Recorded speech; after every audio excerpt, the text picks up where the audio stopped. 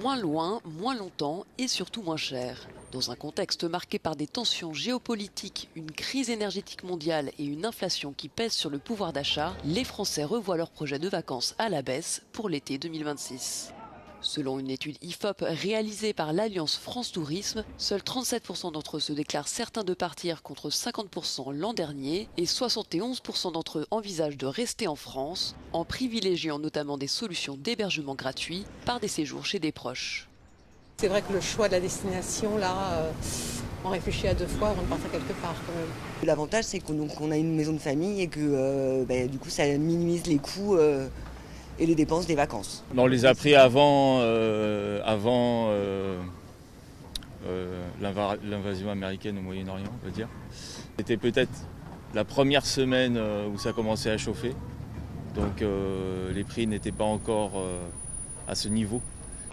Face à l'inflation, les arbitrages financiers deviennent de plus en plus importants pour de nombreux ménages et le budget consacré aux vacances est en baisse. En moyenne, les Français prévoient de dépenser 1 530 € pour leur congé d'été, soit environ 150 € de moins qu'en 2025. Plus de 50% des Français envisagent de dépenser moins que l'an dernier sur les différents sujets, évidemment, l'hébergement, la restauration, l'ensemble des dépenses sur place. Et d'ailleurs, c'est très sensible sur les dépenses faites sur place, peut-être plus que sur l'hébergement. 60% des gens pensent qu'ils vont réduire ces dépenses. L'accès aux vacances reste fortement marqué par les inégalités sociales. 84% des catégories aisées envisagent de partir, contre seulement 58% des catégories modestes.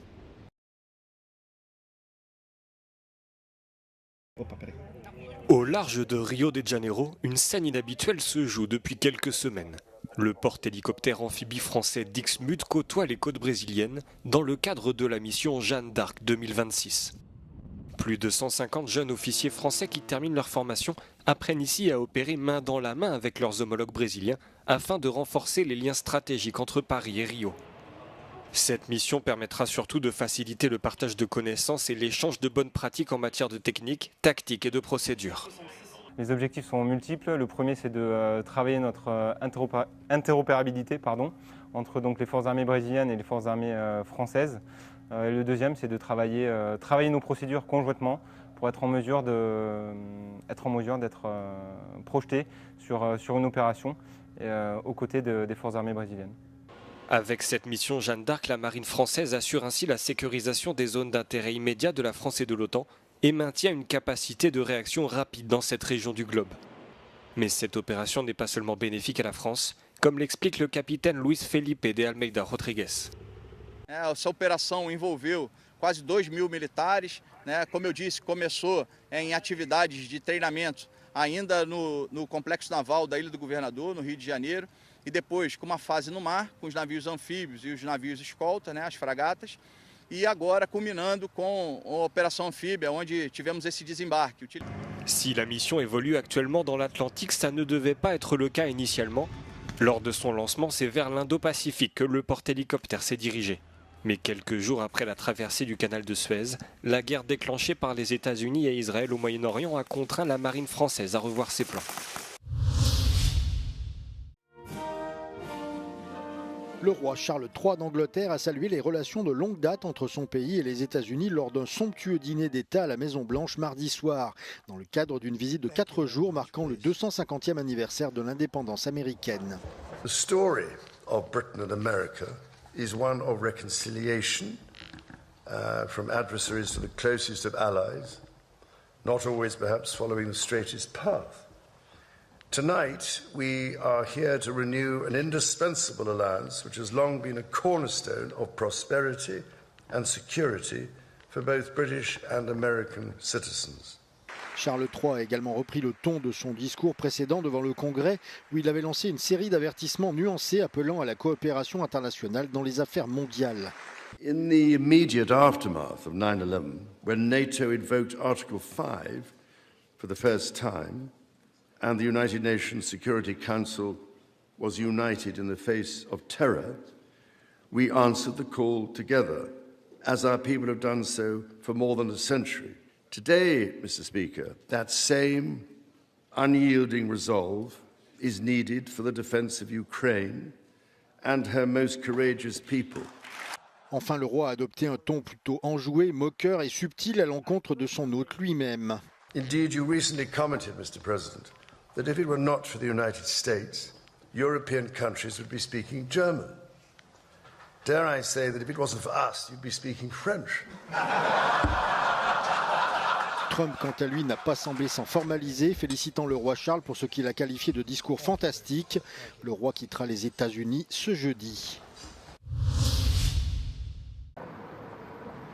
La Commission européenne présentera la semaine prochaine sa toute première stratégie de lutte contre la pauvreté. Aujourd'hui, près de 93 millions d'Européens, soit 1 habitant sur 5, sont exposés au risque de pauvreté ou d'exclusion sociale. Un phénomène qui touche aussi de plus en plus de travailleurs malgré leur emploi, a souligné auprès d'Euronews Roxana Minsatou, la vice-présidente exécutive de la Commission chargée des droits sociaux. Obviously, it is important that we present the right tools to support on a lifelong cycle, and this is new to our approach, people that are not just already affected by poverty, by low income, by lack of access to services, but to prevent these situations. And the main rationale beyond everything is that we cannot build competitiveness based on social fragility. La pauvreté infantile en particulier sera placée au cœur de cette stratégie.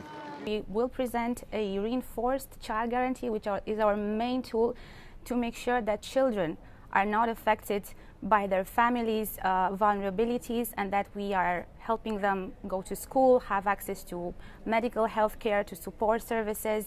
La Commission européenne compte s'appuyer sur les investissements privés, les États membres et le Fonds social européen pour financer ce plan. Selon Roxana Minsatou, près de 100 milliards d'euros pourraient être consacrés à la prévention de la pauvreté dans le prochain budget de long terme de l'UE, un signal fort face à la précarité croissante sur le continent.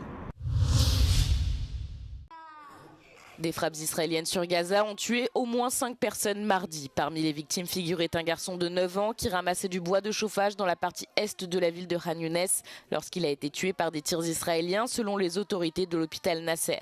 La zone se trouvait à environ 400 mètres à l'ouest de la ligne jaune qui sépare les zones contrôlées par Israël du reste de Gaza. L'armée israélienne a indiqué que ses soldats avaient identifié un suspect posant une menace immédiate, les poussant à ouvrir le feu. Par ailleurs, 4 hommes ont été tués lors d'une frappe israélienne directe sur une voiture dans la ville de Gaza, selon l'hôpital Shifa. L'armée israélienne a déclaré avoir frappé un terroriste dans la ville de Gaza.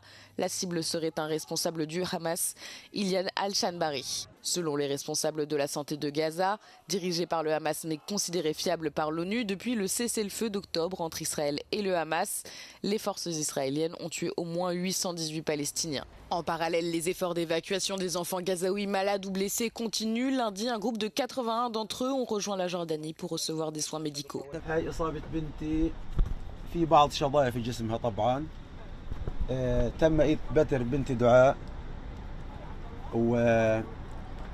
وعندها ركبت سيخين بلاتين في الأصبع هذا وهذا وهلقيتها أنا توجهت أجتني استضافة من الدولة الأردنية الهاشمية إنها استعدت تركب طرف لدعاء وتزرع لها عظم لأصبعها.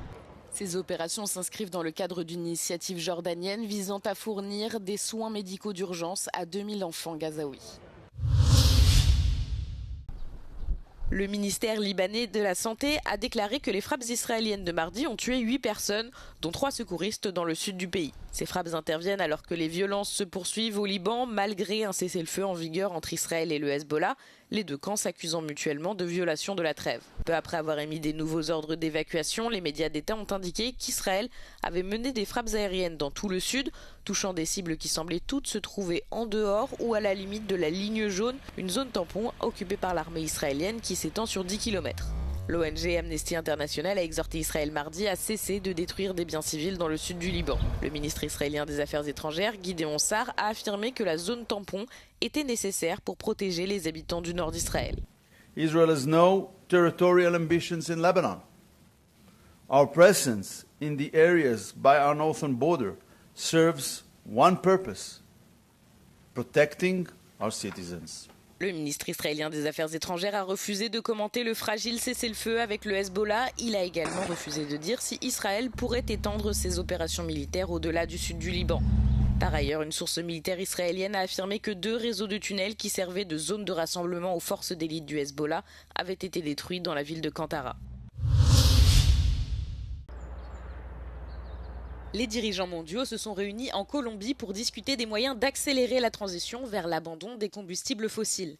Cette conférence, co-organisée par la Colombie et les Pays-Bas, est la première du genre. Elle a été annoncée à la suite du sommet des Nations Unies sur le climat de l'année dernière, qui a déçu de nombreux acteurs du mouvement pour le climat. Bien que les pays aient reconnu la nécessité de sortir progressivement des combustibles fossiles, le pétrole, le gaz, le charbon, les conférences de la COP n'ont pas abouti à un plan concret. L'accord signé ne fait pas de référence explicite à celle-ci. Les organisateurs ont également évoqué le conflit au Moyen-Orient qui a perturbé l'approvisionnement mondial en pétrole, soulignant encore davantage la nécessité de réduire la dépendance à ces énergies. We must transition away from fossil fuels, not just because it's good for climate, but because it also strengthens our energy independence and our energy security. Esa dependencia no es casual. Es el resultado de un ordenamiento económico que reproduce la subordinación y la vulnerabilidad. Más grave aún, las guerras contemporáneas no pueden entenderse al margen del mercado de las energías fósiles. Bien que 60 pays soient présents, l'administration Trump n'a pas été invitée. Cette décision a été prise en réponse à la position de Trump sur la question. Le président américain a précédemment qualifié le changement climatique de canular et a retiré les États-Unis de l'accord de Paris. Certains des autres plus grands émetteurs de gaz à effet de serre, dont la Chine et l'Inde, ne participent pas non plus au sommet. Il en va de même pour les États du Golfe, producteurs de pétrole.